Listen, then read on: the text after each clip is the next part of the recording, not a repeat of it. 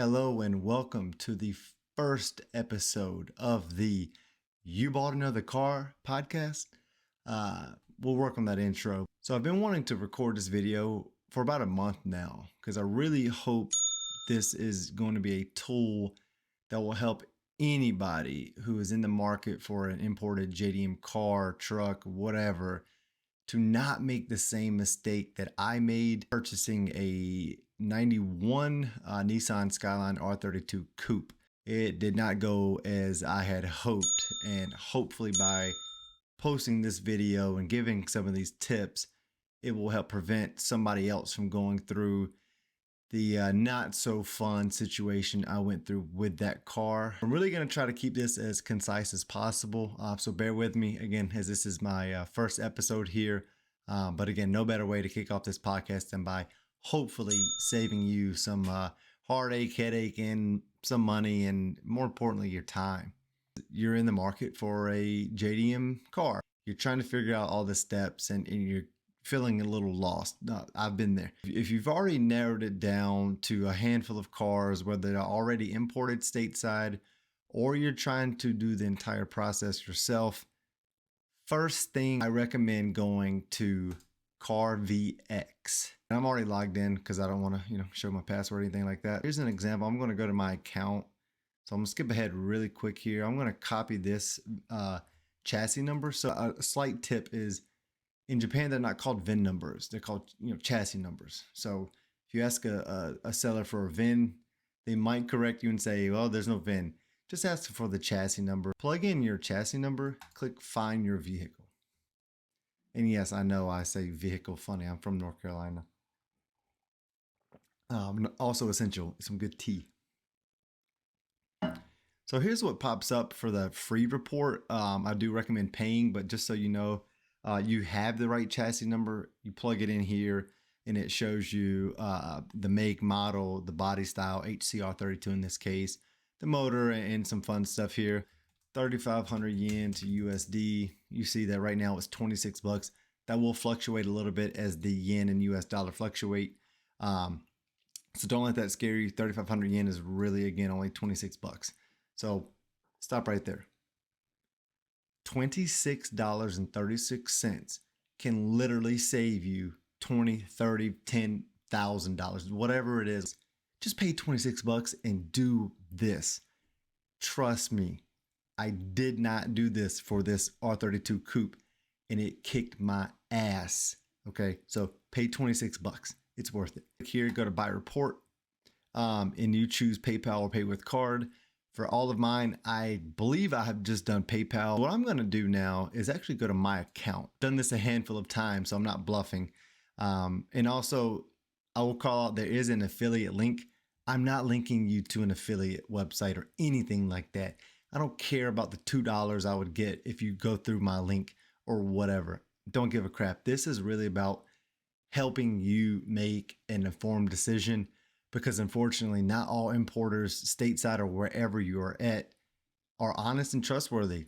I've been burned by one importer in Virginia already. I've got one really good importer and I've got one not great importer. We'll save that for a future episode. If your seller will not give you a chassis number, run away. 91 R32 GTST Coupe that I purchased here in North Carolina, private sale, not through a dealer. Else, just watch this and see how $26 can save you $22,000. I know clickbaity type statement, but it's the freaking truth. Okay, if I would have just waited like 12 more hours, I would have gotten this report and I wouldn't have wasted over 4 hours in the car. A lot of time was involved with going to pick this car up. I've got 2 kids, like that makes a big deal. So again, pause, watch this next part and see how $26 can save you time, which you can never get back, money, which you can try to recoup, and just freaking stress and mental health. Okay, quick disclaimer. I do not believe that the person I bought this car from knew any of this. I truly don't. I talked with him about this after the fact. So yeah, just know I really don't think this guy knew this stuff. All right, let's go back.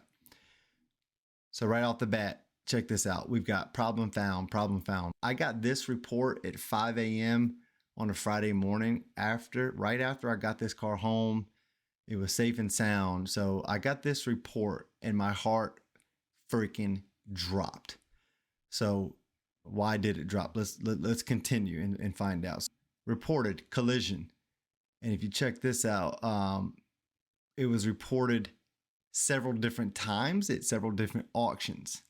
Here it was, medium, repaired. So it looks like, there's some stuff going on here. So if we scroll down, this is where your little odometer icon back here at the top, right here, problem found. Take a look at the odometer history here. In 2014, we see 313,000 kilometers. I bought this car under the assumption in the ad that it had 70,000 miles. Yeah, 70,000 miles. So here we are back in 2014, and we're seeing, what is that? 194,000 miles. It goes up at the next auction, 2016. 2017, we're seeing 343,000 kilometers. July of 2017, it had the car was reporting at 343,000 kilometers and damaged. When they repaired this car, they threw a new cluster in it. And then, oh my gosh, all of a sudden, these 343,000 kilometers are now 98,000 kilometers. Oh my God, that's a miracle. They do happen. If you do this, you suck. Check out these freaking auction photos. It's been in a weird way. We got corner lights out, bumpers a little jacked up. Okay. This wouldn't be a deal breaker in itself, but check this out right here. Rear bumper smashed the frick in. Quarter panel damage here. This entire freaking quarter smashed in. This is a better angle of that rear bumper. Look at that. Just freaking stop. I'm going to take a sip of my tea because I'm getting heated just thinking about this. So I'm scrolling through this. Not even 12 hours after I paid $22,000 for this car. But I mean, just look at this, man. Like, just that is so, look at that. Undercarriage photo doesn't really show much. And I will say, like, undercarriage wasn't too bad, like, relatively. Watch out who you're buying imported cars from, because undercarriages are often covered in a nice black coating, a fresh coating, depending on who you buy from, hiding surface rust. So get your car on a lift before you buy it. If you're far away, get a pre-purchase inspection, because, well, I've got another video coming about pre-purchase inspections that saved me $12,000 from a car on the West Coast from a reputable dealer that I almost bought from. We'll save that one. So again, just auction sheets here. This one's very easy to translate. I translated some of this myself on the app because it's very clean and crisp. Lot of different characters here, and you can just Google like Japanese auction sheet translation codes or something, and like find out what like A1, W2, all this stuff means. We're not going to for this video. All of a sudden, oh my God, look at this car. It looks great. It looks how I bought it. Like now, wow. The quarters look fine. The rear end looks good. Paint's fresh, a little misaligned here, but whatever. I bought it like that too. That's what I saw 12 hours after I bought this car. This is why I'm making this video, because I don't want anybody to feel how I felt 12 hours after I bought this car for $22,000. It sucked. It was a very dark day for me. Be patient, pay $26, get the report done, and then wait for it, because my dumb ass paid for this report, but I got so gung-ho to freaking buy the car. I didn't even wait for the report. I forgot I even did it. I just went and bought it and then came home and felt just a freaking, I can't even put into words like how I felt that next day when I saw this.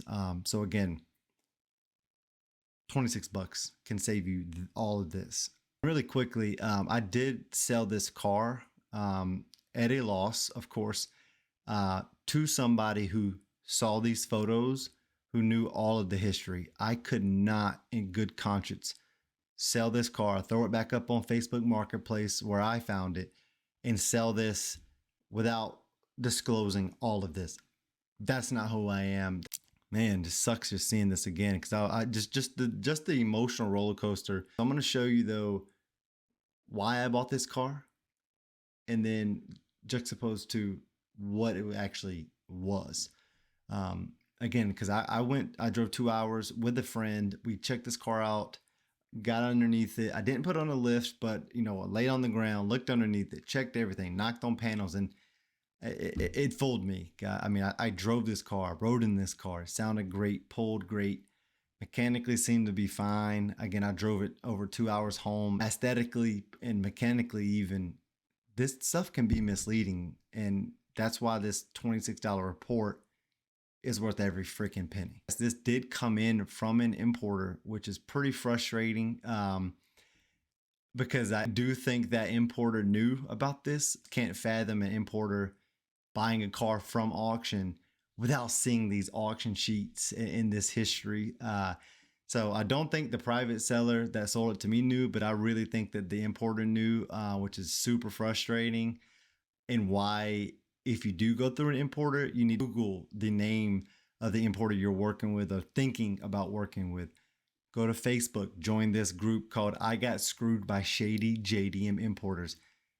It's this much of a problem, guys. I've looked through so many posts here, so many people who were so stoked to buy a car from X importer, and then they posted on here and they found out that 20 people have been screwed by that shady importer. Just do your due diligence, do your research. There's a ton of posts I've seen on Reddit about importers. I was even misled initially on a different deal from an importer again in the Pacific Northwest that online so many people recommended them, but I did my due diligence. I paid $120 I think for a pre-purchase inspection and got a professionally unbiased opinion, and that saved me 12 grand plus, shipping a car from the West Coast. Again, I will do another video on that one just freaking crazy. Like, do your due diligence. Pay for this $26 report. Go on the I Got Screwed by Shady JDM Importers Facebook group. Google, Reddit. So just pause, do these things, and take your time with it. A lot of sellers like to kind of give you a sense of urgency. Like, oh, I've got 10 people.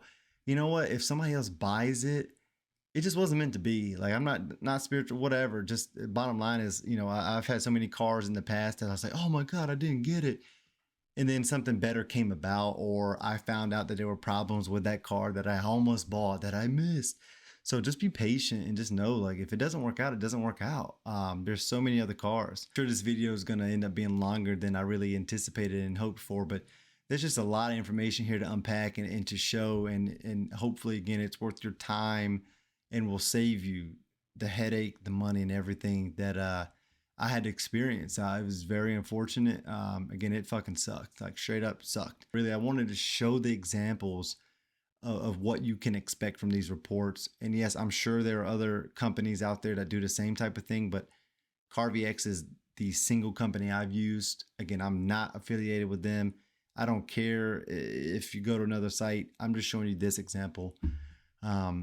So with that, stay tuned for future episodes of the You Bought Another Car podcast, because I got some cool things in the works for 2023. Everything's not going to be doom and gloom like this one, but I did want to start out with something that can truly help somebody and help prevent the shit that I had to go through. So thank you for joining, and for those who made it here to the end, really got some fun stuff coming. I do hope you check it out. Like, comment, subscribe if you want. If not, no worries either. But I do appreciate you checking this out, and enjoy your JDM car.